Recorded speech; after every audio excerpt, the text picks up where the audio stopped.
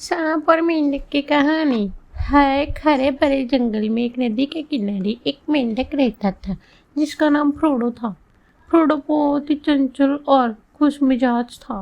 वह पूरे दिन नदी के किनारे कूदता फांदता रहता और अपनी मीठी आवाज में टर्रा टर्रा करता। उसी जंगल में एक सांप भी रहता था जिसका नाम सन्नी था। सन्नी बहुत ही चालाक और धैर्यवान था। एक दिन फ्रोडो नदी के किनारे बैठा था और ताजगी भरे पानी का आनंद ले रहा था। तभी सन्नी वहां आया और बोला, फ्रोडो क्या तुम मुझसे दोस्ती करोगे? फ्रोडो को सांपों से डर लगता था, लेकिन उसने सोचा कि क्यों ना एक मौका दिया जाए।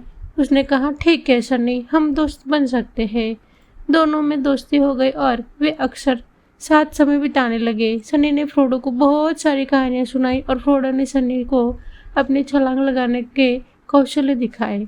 फ्रोडो ने सन्नी के साथ समय बिताने में मजा आने लगा और सन्नी ने फ्रोडो की चंचलता से खुश था। एक दिन सन्नी बहुत भूखा था और उसने सोचा कि क्यों न फ्रोडो को खा लिया जाए। उसने फ्रोडो से कहा, फ्रोडो चलो नदी के उस पार चलते हैं, वहाँ बहुत ही सुंदर जगह है और जहाँ हम और भी अच्छा समय बिता सकते हैं। फ्रोडो को सन्नी पर भरोसा था, इसलिए उसने मान लिया। जब वे नदी के बीच में पहुंचे तो सन्नी ने अचानक फ्रोडो को पकड़ने की कोशिश की। फ्रोडो बहुत तेज था। उसने तुरंत ही सन्नी की चाल समझी और अपने मजबूत पैरों की मदद से पानी में छलांग लगा दी। वह तेजी से तैरकर नदी के किनारे पहुंच गया और सुरक्षित हो गया। फ्रोडो ने सन्नी को देखा और कहा, सन्नी तुमने मेरी दोस्ती का गलत फायदा उठाया। मैं तुमसे फिर कभी दोस्ती नहीं करूंगा। फ्रोडो ने अपनी जान बचाई और सन्नी की उस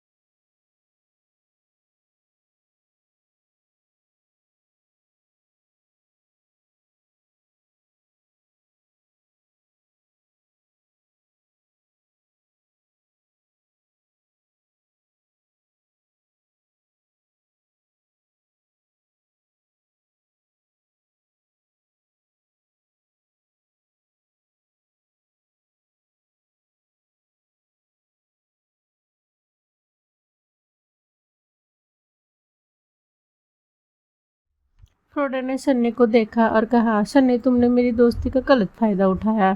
मैं तुमसे फिर कभी दोस्ती नहीं करूंगा। फ्रोडो ने अपनी जान बचाई और सन्नी को उसकी चालाकी के लिए छोड़ दिया। इस कहानी से हमें यह सीखने को मिलता है कि हमें किसी पर भी आंख मूंद कर विश्वास नहीं करना चाहिए। सच्चे दोस्त वही होते हैं जो हमारी भलाई के लिए सोते हैं और कभी हमें धोखा नहीं देते। फ्रोडो ने सीखा है कि सतर्कता और समझदारी में हमें कठिनाइयों का सामना करना सकते